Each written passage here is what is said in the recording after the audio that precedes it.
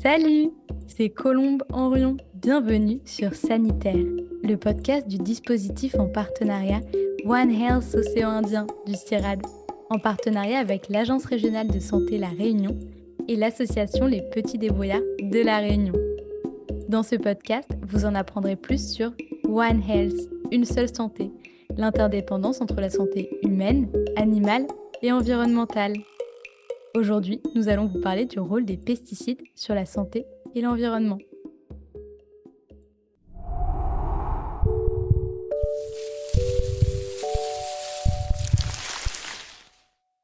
Pour cela, nous recevons Michel Duru, agronome, directeur de recherche et chargé de mission à l'INRAE, l'Institut national de recherche pour l'agriculture, l'alimentation et l'environnement. Bonjour Michel. Bonjour Colombe.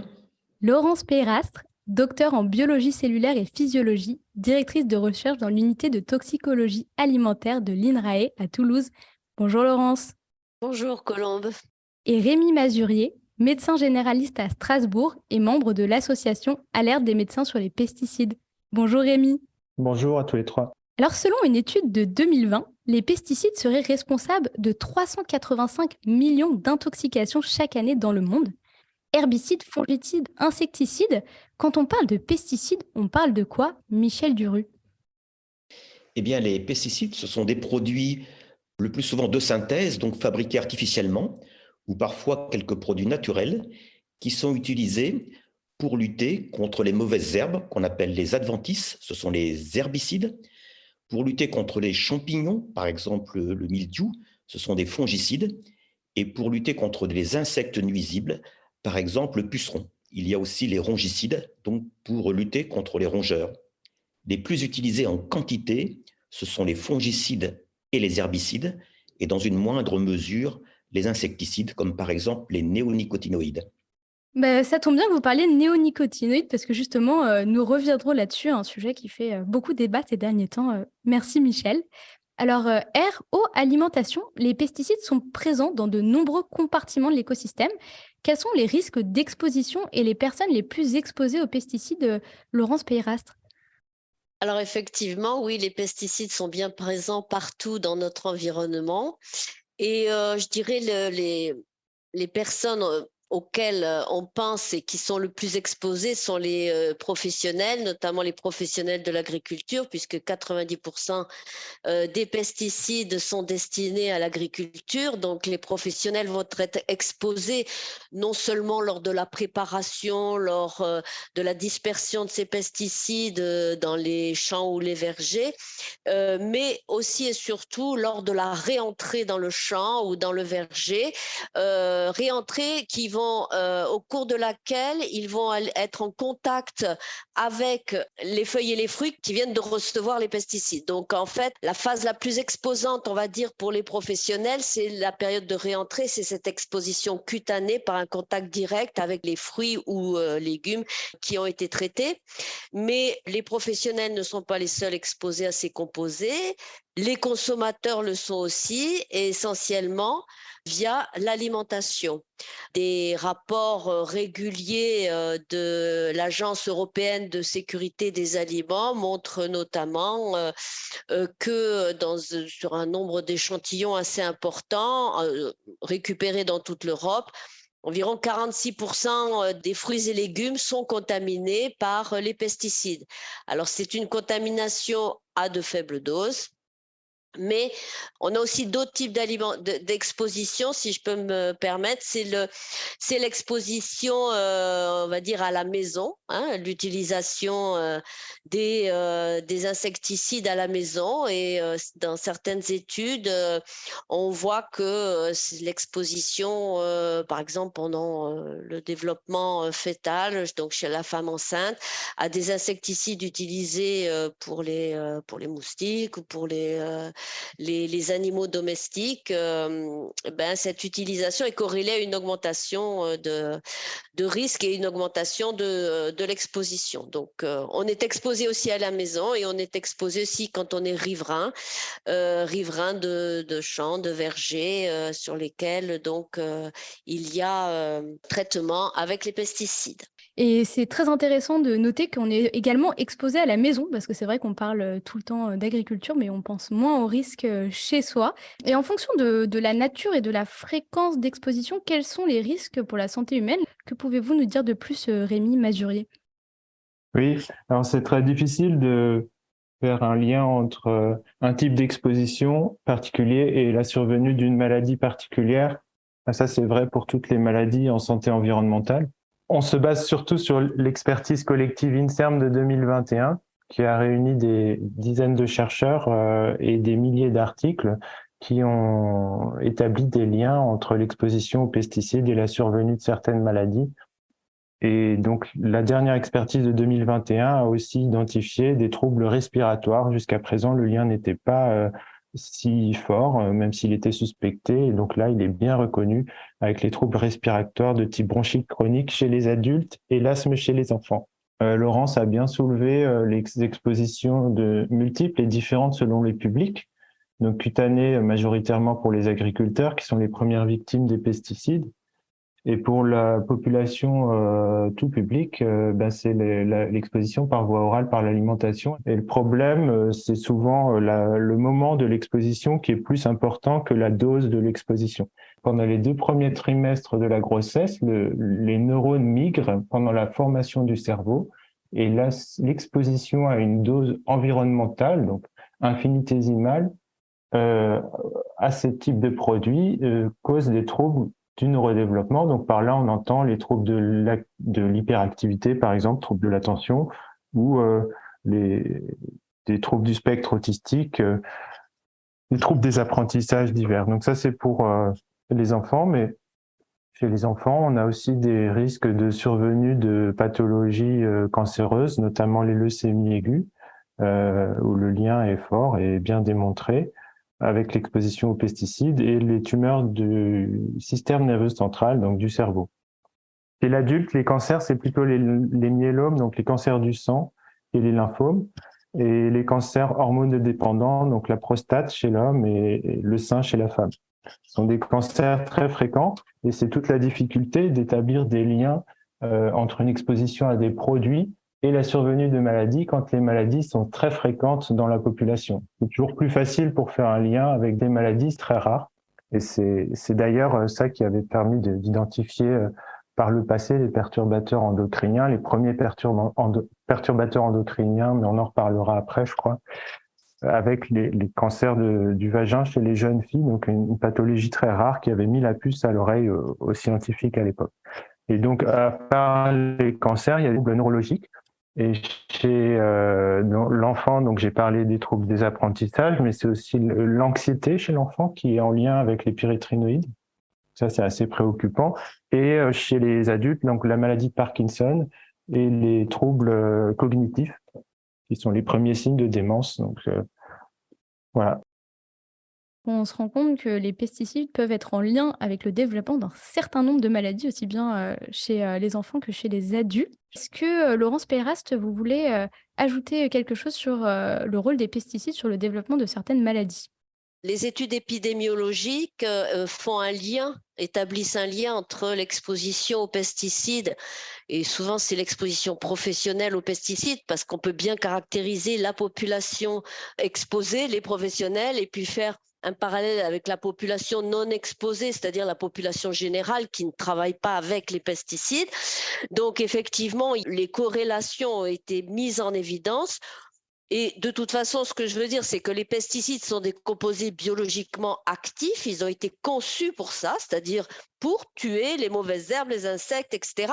Et que finalement, lorsqu'on se met à l'échelle de la cellule, qui est l'unité de notre corps, plusieurs cellules font un tissu qui va faire un organe et plusieurs organes font un individu.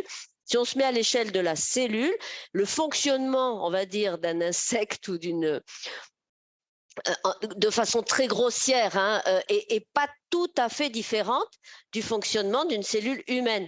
Donc, aujourd'hui, on sait que pour certains pesticides, leur mécanisme d'action est identique à ceux qui sous-tendent certaines pathologies. Ils ont des cibles pour lesquelles ils ont été créés, et ces cibles sont pas vraiment différentes chez l'homme. Donc, ce que vous êtes en c'est train de pas nous très dire, étonnant. Oui, Pardon, ce que vous êtes en train de nous dire, c'est que si on crée des produits destinés à tuer ou repousser d'autres êtres vivants, il y a un fort risque pour que c'est un impact nocif sur notre santé d'être humain, si je comprends bien. voilà exactement. Alors après, par exemple, pour les mauvaises herbes, on ne peut pas faire de l'oxygène, nous, on en consomme plutôt, donc on n'a pas du tout les mêmes systèmes. Notamment, par exemple, ce qu'on appelle les mitochondries, qui sont des tout petits générateurs dans la cellule, qui vont faire de l'énergie pour la cellule et pour le corps entier. Mais les mitochondries sont des organites très conservés entre les espèces, et il y a des pesticides qui ciblent essentiellement ces mitochondries. Donc, voilà, on peut ne pas être étonné, quand on connaît la biologie cellulaire, de trouver des corrélations entre exposition aux pesticides et effets sur la santé, et d'autant qu'il y a beaucoup d'études qui apportent des arguments mécanistiques en faveur de ces relations observées en épidémiologie. Merci Laurence. Et justement, on s'intéressera un petit peu plus tard dans cet épisode à l'impact de ces pesticides sur la santé animale. Mais avant ça, Rémi, tout à l'heure, vous aviez commencé à aborder le terme de perturbateur endocrinien. Vous avez donné un exemple. Est-ce que vous pouvez nous expliquer un peu le lien et justement, est-ce que les pesticides peuvent être des perturbateurs endocriniens et qu'est-ce qu'un perturbateur endocrinien? Donc, un perturbateur endocrinien, c'est une substance qui modifie le fonctionnement hormonal au niveau du corps, que ce soit en mimant l'hormone ou en modifiant son système de dégradation, par exemple, ou les récepteurs. Donc, il y a plusieurs modes de perturbation du système hormonal. On a différents produits. Il n'y a pas que les pesticides qui ont un effet perturbateur endocrinien. Il y a les phtalates, des composés des plastiques, les dioxines ou les composés fluorés pour les plus connus dans les revêtements de cuisine. Et donc, ils ont la particularité d'agir à des faibles doses ou des doses infinitésimales. Et donc, les normes de la toxicologie classique ne sont pas valables puisque l'effet à faible dose peut être plus fort qu'à forte dose. Donc, dans ces produits, pour ces produits, c'est plus la dose qui fait le poison. C'est plutôt la période d'exposition qui est une période de vulnérabilité. Et chez l'homme, c'est pendant la période intra-utérine, donc le fœtus, la femme enceinte, les premières années de la vie de l'enfant et de nouveau la période de l'adolescence. Aussi, il y a des effets sur plusieurs générations possibles. Et par exemple, l'exemple connu au niveau des pesticides, c'est le DDT, un insecticide très utilisé dans les années 60 qui avait causé des cancers du sein chez les filles qui ont été exposées pendant leur enfance ou leur adolescence.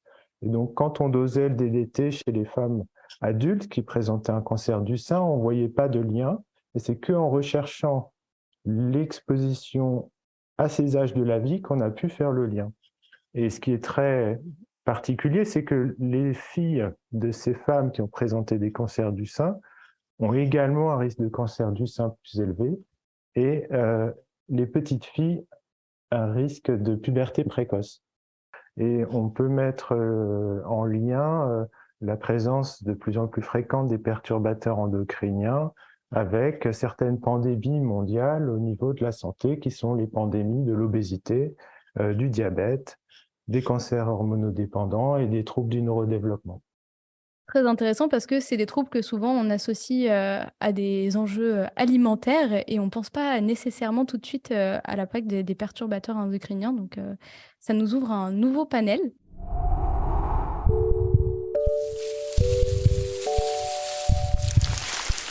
Donc, nous venons de voir que les pesticides pouvaient perturber l'homéostasie, soit l'équilibre du métabolisme humain.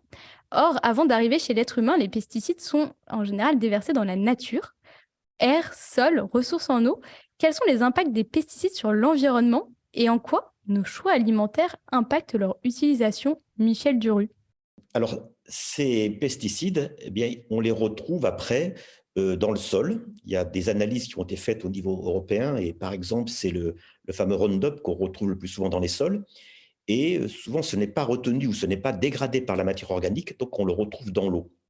Donc, les pesticides, quand ils sont dans les sols, ils vont être souvent nuisibles pour tout ce qui fait la vie du sol, à savoir la faune du sol comme les vers de terre, ou bien tout ce qui est bactéries du sol. Donc, pour des organismes qui sont utiles à l'agriculture, justement les vers de terre qui aident à structurer le sol, à dégrader la matière organique, ou bien pour les bactéries ou des champignons, par exemple les mycorhizes, qui constituent des alliés de la santé des plantes parce qu'ils captent le phosphore et l'eau.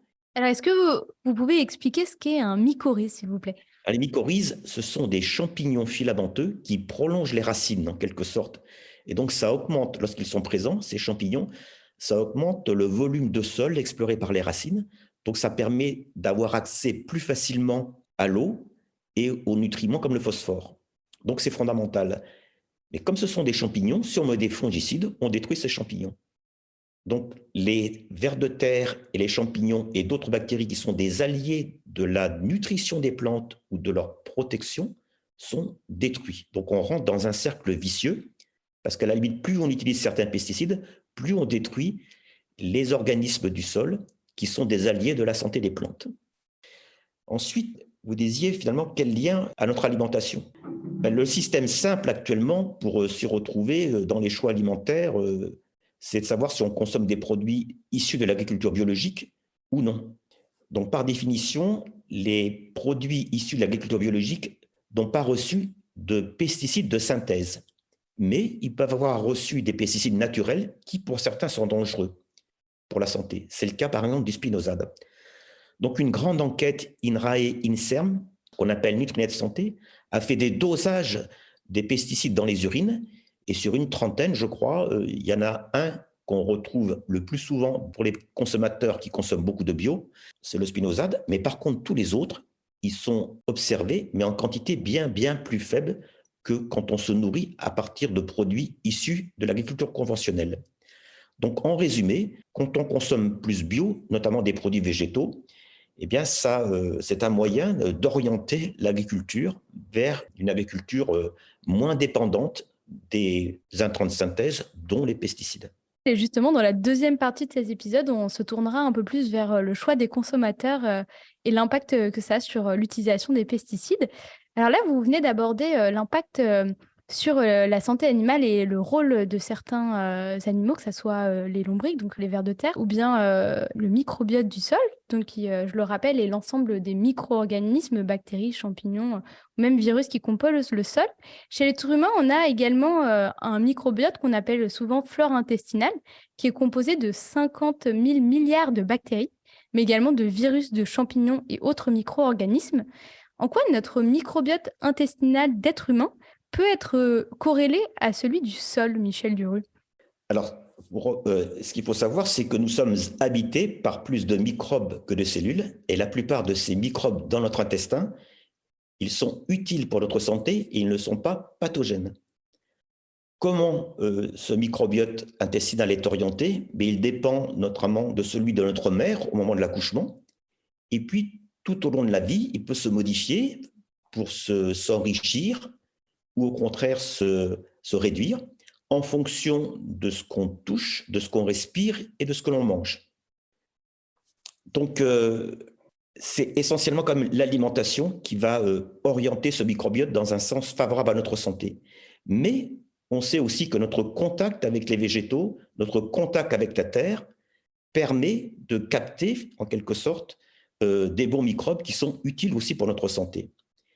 Et ce qu'il faut savoir, c'est qu'il y a un fonctionnement un peu similaire entre les microbes dans notre intestin et les bons microbes du sol. À savoir que les microbes dans notre intestin ont besoin de ce qu'on appelle de fibres, à savoir ce sont les enveloppes des cellules végétales, c'est le carburant de ces microbes pour que nous soyons en bonne santé. Et les microbes du sol, ils ont besoin de carbone, aussi de sucre, et ça c'est fourni par ce qu'on appelle les exsudats racinaires, c'est-à-dire les produits de la photosynthèse qui sont émis par les racines dans le sol. Donc, en résumé, il y a des modes de fonctionnement similaires entre les microbes du sol et ceux de notre alimentation, et il y a des correspondances, notamment si on mange des produits végétaux, je pense des feuilles, puisque le microbiote des feuilles dépend des microbes des racines. Et c'est pour ça qu'on dit qu'un mode de vie trop hygiénique, où on n'est pas en contact avec la nature, avec les arbres, les plantes, ou pas en contact avec le sol, mettre les mains dans le sol, eh bien on se prive finalement de microbes qui sont utiles à notre santé. En effet, ces dernières années, on a vu que le microbiote intestinal jouait de nombreux rôles sur la bonne santé humaine. Donc, on a besoin d'un microbiote diversifié qui peut être apporté par les végétaux et l'alimentation. Laurence, vous avez étudié l'impact de l'effet cocktail de pesticides chez les souris et avez observé des résultats différents chez les mâles et femelles, dont justement un impact sur le microbiote des femelles.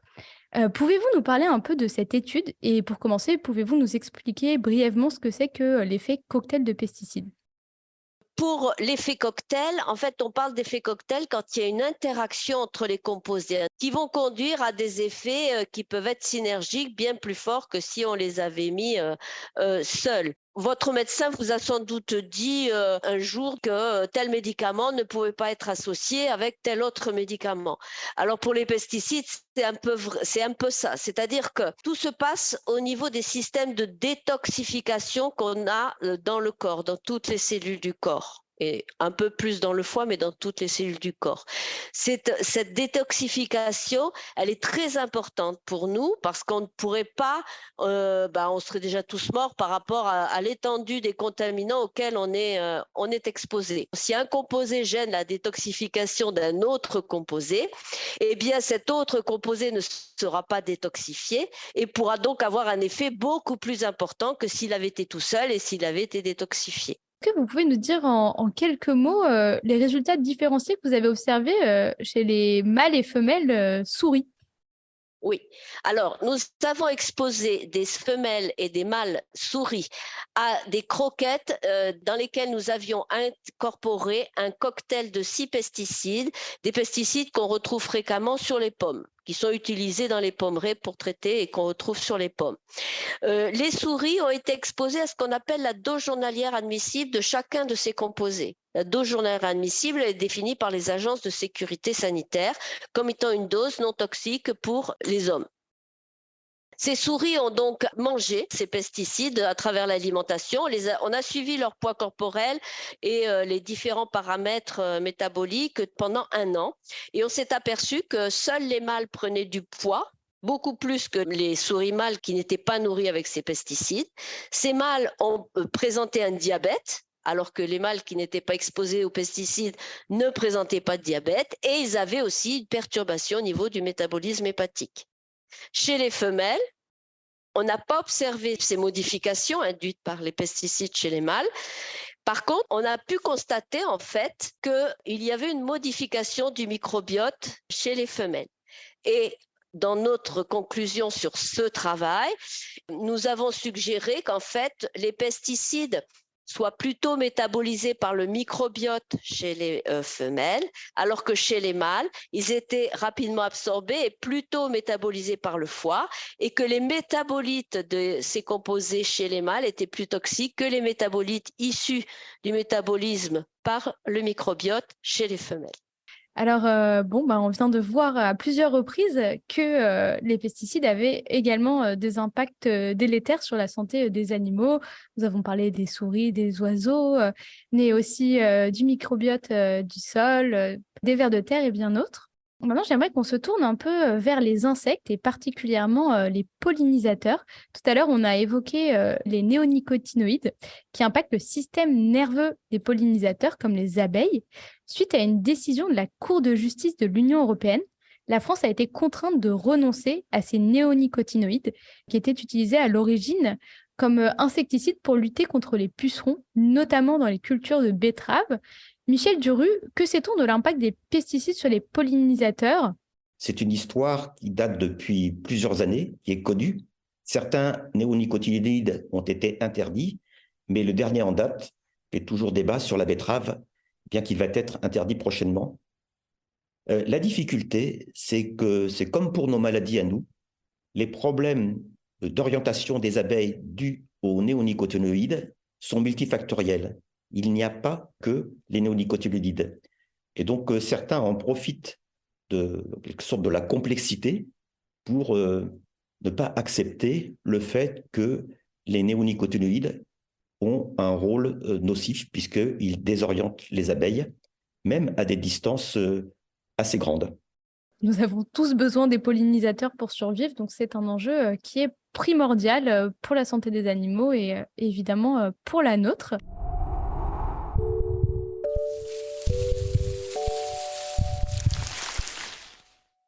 Alors maintenant, j'aimerais vous faire écouter à tous les trois le micro-trottoir enregistré par notre partenaire, les Petits Débrouillards de La Réunion, qui a demandé à des passants et passantes comment éviter les pesticides. Les fruits et légumes, on privilégie les petits commerces.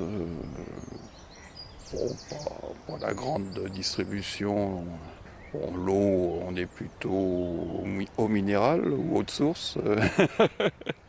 On lave bien, on épluche, on consomme pas, je veux dire, soit on cuit, soit on épluche, quoi. Après, je pense qu'on est tellement touché partout dans tout ce qu'on consomme que même en essayant d'éviter, il y en aura toujours des traces.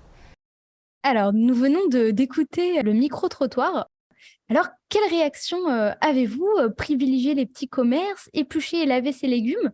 Comment peut-on réellement limiter son exposition aux pesticides? Je donne la parole à qui veut. Alors, je crois qu'il ne faut pas confondre la production locale et la production bio, par exemple. Si on veut réduire son exposition aux pesticides, on peut manger bio. Alors, manger local, ce n'est pas forcément exempt de pesticides. Le fait de s'alimenter localement, c'est très bien, c'est ce que je fais, mais c'est voilà. En termes d'exposition aux pesticides, ce n'est pas forcément une diminution. Alors, éplucher, les pesticides, ils peuvent être ce qu'on appelle systémiques ou non. Et systémique, ça veut dire que ce sont des composés qui vont se trouver à l'intérieur du fruit ou du légume. Donc, on aura beau éplucher, ça ne changera rien. Pas tous, donc on peut éplucher, ça va en éliminer certains, mais on aura encore des expositions par la pulpe. Il y a des études qui ont été faites là-dessus, même le rinçage ou le lavage du fruit. On peut en éliminer certains, mais la plupart sont hydrophobes, on va dire, ils n'aiment pas l'eau. Donc, ils vont rester sur la peau parce qu'ils ne vont pas passer dans l'eau. Est-ce que quelqu'un veut ajouter quelque chose? Michel, allez-y. Oui, c'est une question complexe. En complément de ce que vient de dire Laurence, il faut faire attention de ce qu'on consomme et de la fréquence. Par exemple, le pain. Le pain, il faut le prendre de préférence complet, car c'est ce pain complet ou les pâtes complètes qui apportent les fibres. Mais dans ce cas, on est beaucoup plus exposé aux pesticides avec un pain complet qu'avec un pain blanc. Donc, et le pain, on en mange 3 fois par jour, donc ça fait 1000 fois par an. C'est fondamental pour moi de prendre du pain complet pour la santé et bio, parce que sinon, ça pose problème. La deuxième chose... Excusez-moi, mais qu'est-ce qui explique que le pain complet est plus riche, entre guillemets, en pesticides que le pain blanc, par exemple? Eh bien, parce qu'on conserve le grain de blé entier avec son enveloppe qu'on appelle le son. D'accord. Et les pesticides se retrouvent plutôt à l'extérieur, disons que sur l'enveloppe de la graine, quoi, voilà. Donc, une aberration, ça serait de manger du pain complet non bio.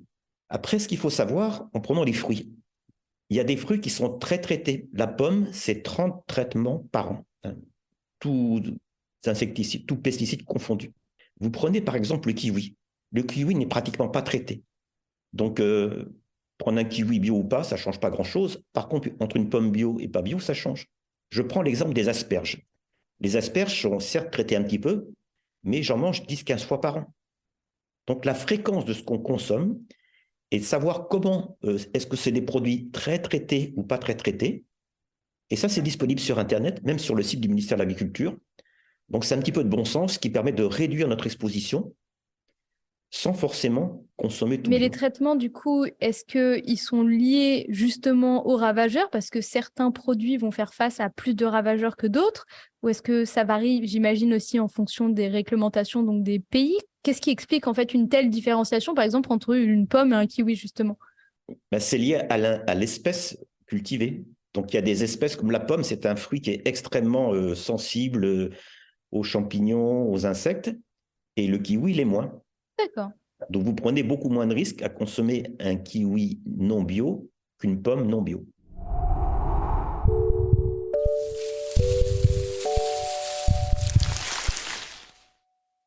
Alors, tout au long de cette première partie, nous avons constaté que les pesticides pouvaient nuire à la santé humaine, animale et également environnementale. par bien des biais. Rémi Majurier, vous travaillez pour l'association Alerte des médecins sur les pesticides. Pouvez-vous expliquer pourquoi il est difficile d'interdire la vente de certains pesticides malgré leur potentielle toxicité? Donc, pourquoi c'est difficile d'interdire des pesticides? Alors, en fait, les pesticides interdits, il n'y en a quasiment pas. C'est uniquement les CMR, donc ce qu'on appelle CMR, c'est cancérigènes, mutagènes, reprotoxiques, donc qui peuvent provoquer le cancer, des mutations génétiques et perturber la reproduction. Certains étiquetés comme certains par les agences réglementaires, et donc ceux-là, il n'y en a quasiment pas. Tous les autres, comme on l'a vu avant, en fait, on peut juste faire des suspicions, hein. Donc le lien de causalité n'est pas possible à mettre en évidence par les études. Et du coup, il y a au niveau réglementaire deux niveaux. Au niveau européen, l'autorisation de mise sur les marchés pour des substances actives.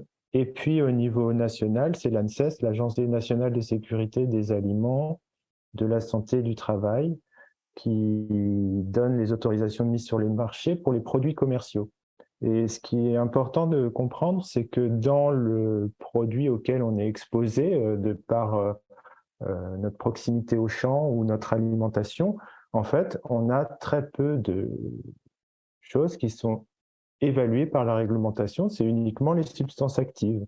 Il y a beaucoup d'autres composés qui sont très pertinents pour la santé humaine, qui ne sont pas évalués.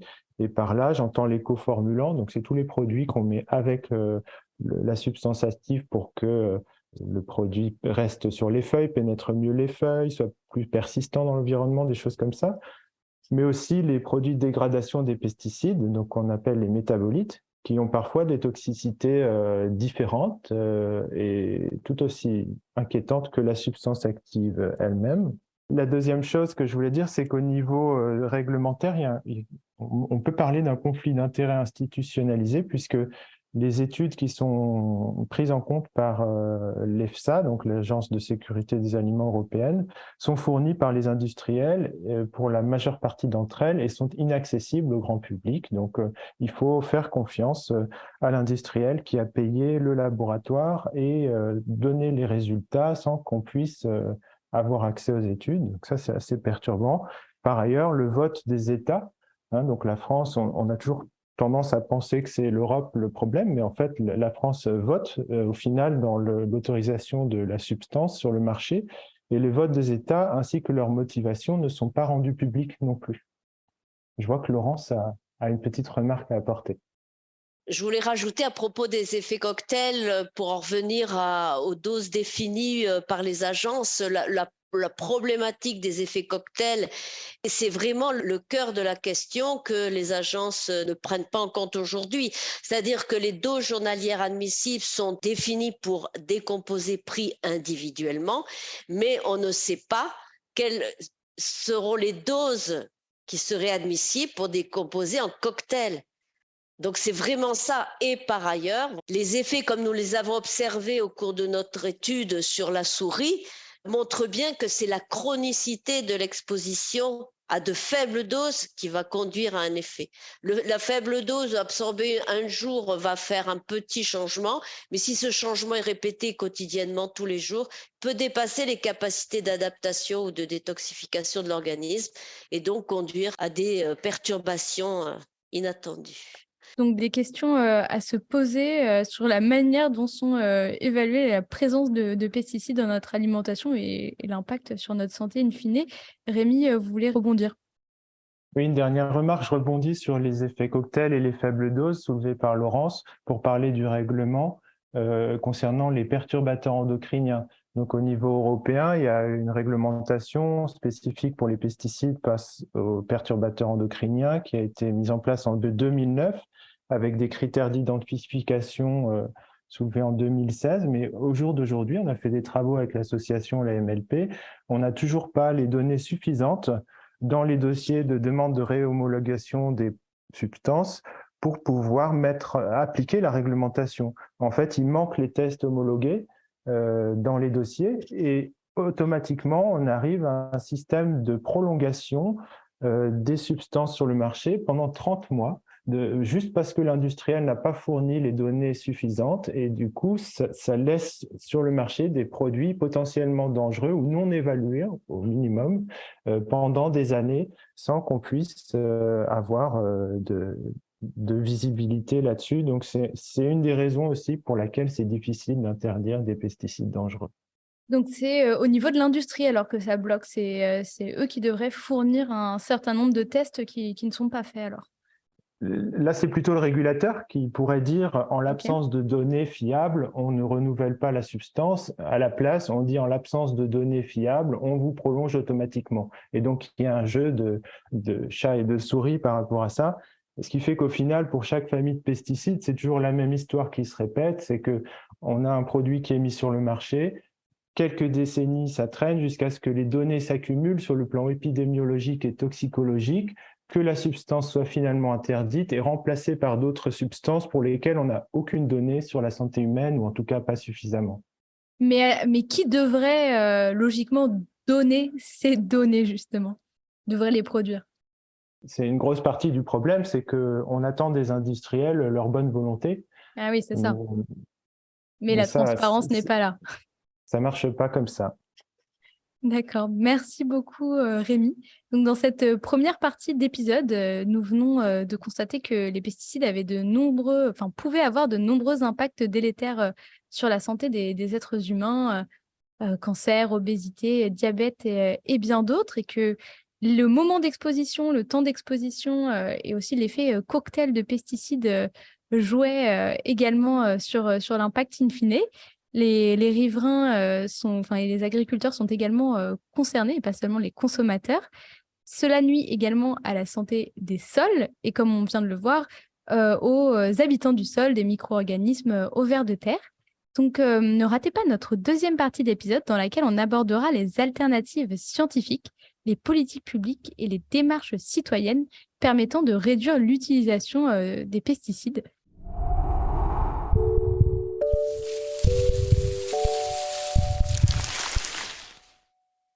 Merci à Rémi Mazurier, Laurence Perrastre et Michel Duru de nous avoir éclairés sur l'impact des pesticides sur la santé humaine, animale et environnementale.